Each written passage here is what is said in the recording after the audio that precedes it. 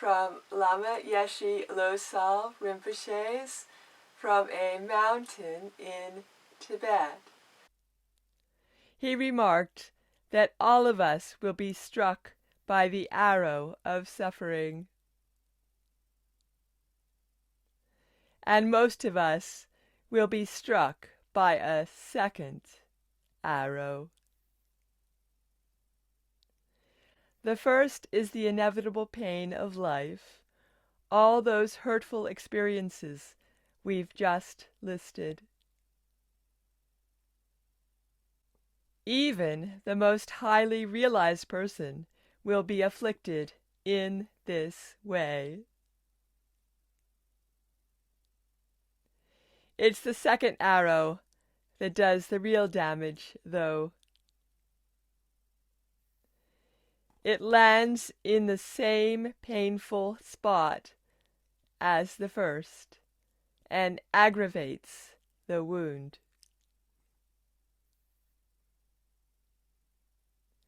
This is the arrow of resistance to, or avoidance of, the pain.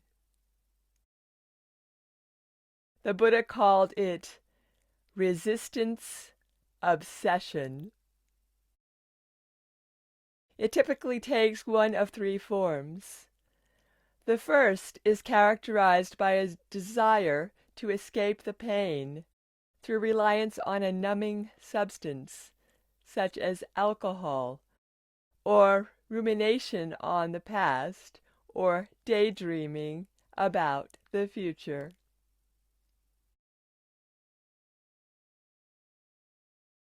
The second is to fight it by being judgmental and controlling with oneself or others. The third is simply to tune it out by distracting oneself in some fashion, such as with excessive busyness. None of these reactions is very effective in the long term. In fact, they simply encourage the original wound to fester.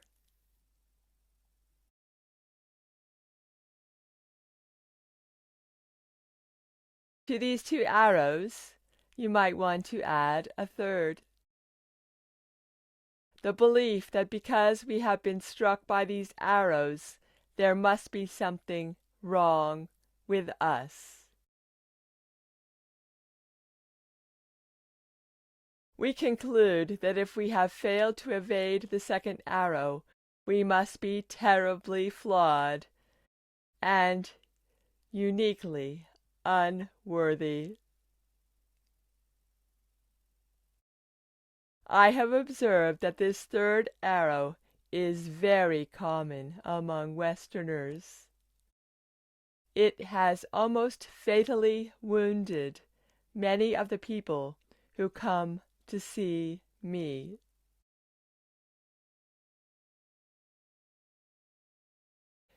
When I think back to this period of my own life, I can see that during my time in Domalakan, I was grievously wounded by the second arrow.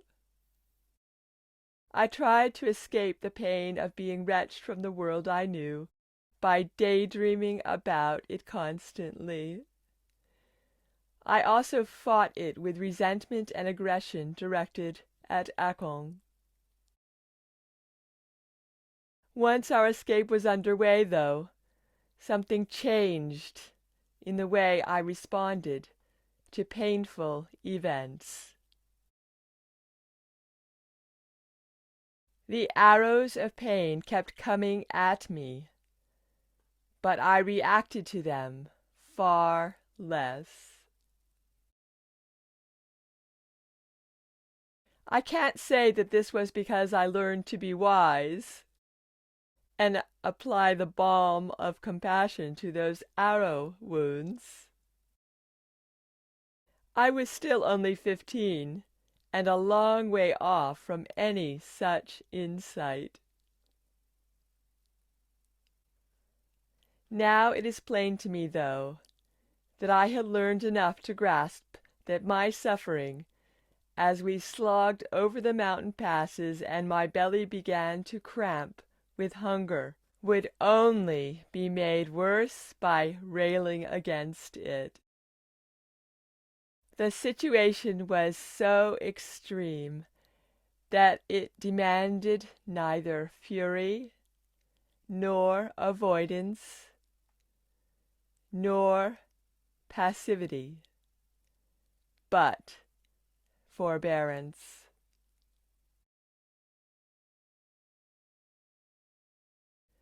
And somehow I managed that. There was the example of my brother, Akong, and Trungpa, who were my teachers. And there was the collective effort among our whole group to evade that second arrow. We only succeeded partially, of course, but it was enough to ensure that we survived.